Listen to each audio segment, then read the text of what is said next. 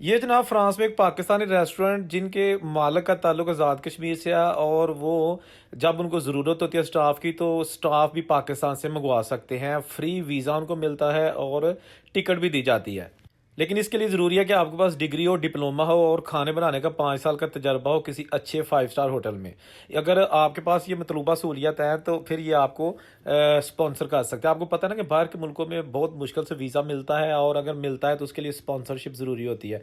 Sponsorship का मतलब आप ऑस्ट्रेलिया में जाएँ, कनाडा में जाएँ, अमेरिका में जाएँ या यूरोप में आएँ, आपको स्पॉन्सरशिप से जो है ना वो बआसानी जॉब भी मिल जाती है, वीज़ा भी मिल जाता है और जब यहाँ आ जाते हैं तो आपके पेपर भी आसानी से बन जाते हैं। इसलिए कोशिश किया करें लाइफ में हुनर ज़रूर सीख लिया करें। कोई भी हुनर हो तो आपको ज़िंदगी में ज़रूर काम आता है।